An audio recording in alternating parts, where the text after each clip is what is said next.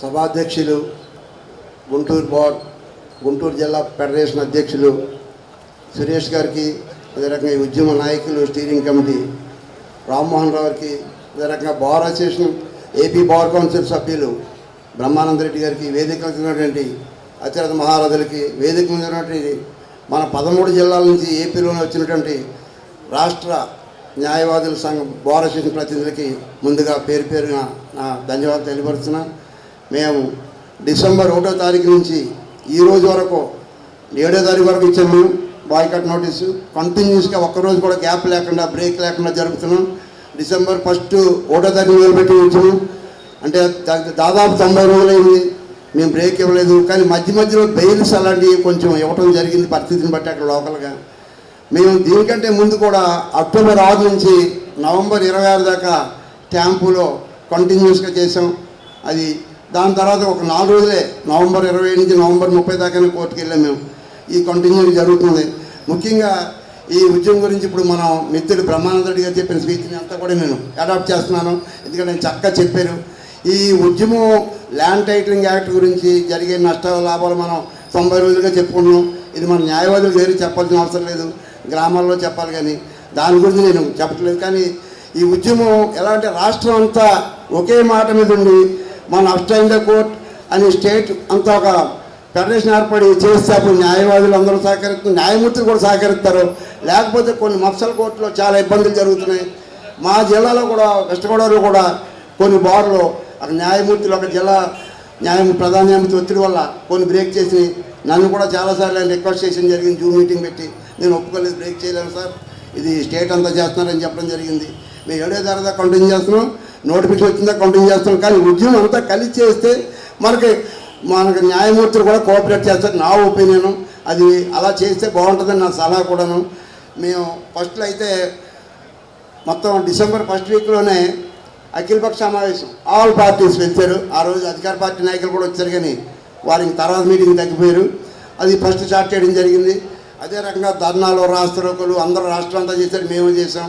అదే రకంగా జనవరి 30వ తారీఖుని వంట వార్పు కార్యక్రమం కూడా చాలా ఎక్కువగా చేసాం.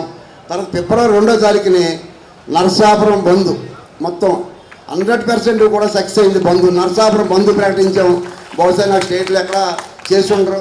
అది అంటే మేము 2 నెలలు ఉద్యమం చేసిన తర్వాత నరసాపురం ప్రజలు అన్ని పార్టీలు కూడా చూసి అలా స్వచ్ఛందంగా అన్ని షాపులు కూడా మొత్తం బ్యాంక్స్, షాపులు కూడా మూసేయడం జరిగింది ఫిబ్రవరి 2వ తారీఖుని. అది అన్ని పేపర్లో కూడా రావడం జరిగింది. అలా రకరకాల ఉద్యమం చేసాం. అవన్నీ చేసినప్పటికీ కూడా ఎలా ఉందంటే పబ్లిక్లో ఇది న్యాయవాదులకు ఏదో నష్టం జరుగుతుంది, అందుకు న్యాయవాదులు వస్తున్నారు. ఎందుకంటే మేము గతం నెల తరబడి ఉద్యమం చేసాం. 1993 సంవత్సరంలో ఈ గుంటూరు, విజయవాడ మధ్యలో జిల్లా కోర్టు పెట్టాలని చెప్పి. అలాగా మనకేదో న్యాయవాదులకే అని చెప్పి చాలామంది అనుకుంటున్నారు. కానీ గ్రామాల్లో పబ్లిక్ ఇప్పుడు మనం ముఖ్యంగా ఎలక్షన్ దగ్గరికి వచ్చేసింది కాబట్టి నోటిఫికేషన్ వచ్చిన దాకా బాయ్కాట్ కంటిన్యూ చేస్తాం. కానీ తర్వాత కూడా మన ఇందాక సీనియర్ చెప్పారు మానేయకూడదు. టోటల్గా మన శనివారం రోజు ఆల్రెడీ కదా వర్క్ పెంచలేదు. ఆ రోజు ఫుల్గా వచ్చినాం. ఏదోటి ర్యాలీలో నిరసనలు అయ్యే చేస్తే బాగుంటుంది నా సలహా. శనివారం రోజంతా మనం దీన్ని కేటాయిద్దాం. ఆ రోజు అలాగే పెంచారు. అలాగే మధ్యలో ఒక రోజు నిరసన కార్యక్రమాలు, ఏదో ధర్నాలు, రాష్ట్రోకులు ఏదో చేయకపోతే నెక్స్ట్ గవర్నమెంట్ కూడా తీసేస్తారు, మనకు గ్యారెంటీ లేదు యాక్ట్. ఎందుకంటే ప్రభుత్వం ఎప్పుడు కూడా ఇప్పుడు న్యాయమూర్తులు రాజకీయ నాయకుల మాటలు వినరు కాబట్టి ఇప్పుడు ఈ రెవెన్యూ డిపార్ట్మెంట్ పూర్తిగా రాజకీయ నాయకులు, లోకల్గా అధికార పార్టీ వాళ్ళు ఏం చెప్తే చేస్తారు కాబట్టి వాళ్ళు పూర్తిగా తీసేస్తారు. మన ఉద్యోగం లైన్లో ఉంచాలి. తర్వాత నా రిక్వెస్ట్ ఏంటంటే ఈ పెద్దలందరూ వేదిక మీద పెద్దలు కూడా ఏదో ముందు అనుకోలేదు ఏంటంటే ప్రతి పార్టీ కూడా ఇవాళ బీజేపీ ఉంది, తెలుగుదేశం ఉంది, లేకపోతే జనసేన ఉంది, ఇంకా కమ్యూనిస్టులు ఉన్నాయి. ఈ పార్టీలందరినీ కూడా మన మేనిఫెస్టోలో ఈ యాక్ట్ రిపీల్ చేస్తాం, ఈ జీవో 5 రద్దు చేస్తాం అని చెప్పి మనం పెట్టించగలిగితే ఇప్పుడు పవసాన్ గారు ఉన్నారు, వెళ్ళిపోయారు. అలాంటి పెద్దలందరూ కలిసి, ఎందుకంటే ఆయన స్టేట్ లీగల్ సెల్ తెలుగుదేశం అధ్యక్షుడు, ఆయన జాతీయ పార్టీ చంద్రబాబు గారు చెప్పడం సరిపోతారు. అలాగే మన జనసేన లీగల్ సెల్ అధ్యక్షుడు ప్రతాప్ గారు కూడా చెప్పడం జరిగింది. స్టేట్ లీగల్ మీరు ఎట్టి పరిస్థితుల్లో మేనిఫెస్టోలు పెట్టించాలి అంటే ఆయన చెప్పింది ఏంటంటే ఉమ్మడి మేనిఫెస్టోలు పెట్టిద్దాం అన్నారు. ఎలా పెట్టించినా ఏ పార్టీ కాబట్టి మేనిఫెస్టోలు పెడితే డెఫినెట్గా రేపు రిపీల్ చేయటకో, లేకపోతే అమెండ్ చేయటకో, లేకపోతే జీవో రద్దు చేయటకో ఛాన్స్ ఉంటుంది. లేకపోతే అధికారులు వచ్చిన తర్వాత ఎవరికైనా ఎలా అనిపిస్తుంది, యాక్ట్ మనకు అనుకూలంగా ఉంది కదా, మనం చెప్పినట్టు జరుగుతుంది కదా రెవెన్యూలు అని చెప్పి అనుకునే ఉద్దేశం ఉంటుంది. అదే రకంగా మనం ఈ కేవలం ఈ మన కోర్టులు బాయ్కాట్ చేస్తూ స్టేట్ అంతా కలిసి జాయింట్ యాక్షన్ కమిటీ వేయాలని చెప్పి నా రిక్వెస్ట్ ఏంటంటే గుంటూరు ప్రెసిడెంట్ గారికి, బార్ కౌన్సిల్ మెంబర్ గారికి కూడా స్టేట్ అంతా కలిసి ఒక జాయింట్ యాక్షన్ కమిటీ వేసి ప్రతి జిల్లా నుంచి కూడా ఈ 13 జిల్లాల్లో ఉన్నటువంటి హెడ్ క్వార్టర్ ప్రెసిడెంట్ని ఇంకా కొంతమందిని కలుపుకున్నాం. మీరు ఒక జాయింట్ యాక్షన్ కమిటీ ఈ రోజు నుంచి రేపు నుంచి ఏం చేయాలి, మనం ఏ రోజు ఏం చేయాలో మీరు ప్రోగ్రామ్ ఇచ్చేస్తే స్టేట్ అంతా ఫాలో అవుతాం. అప్పుడు అందరూ కూడా ఆఫీసర్లు, మనకి అడ్వకేట్స్, పబ్లిక్ కూడా కోఆపరేట్ చేస్తారని చెప్పి నేను రిక్వెస్ట్. మేము ఇంకా ఒక వ్యాన్ పెట్టి కరపత్రాలు మొత్తం రేపు మంగళవారం నుంచి మొత్తం ప్రతి గ్రామం కూడా వెహికల్ పెట్టి ప్రచారం చేయాలని కూడా నిర్ణయించుకున్నాం.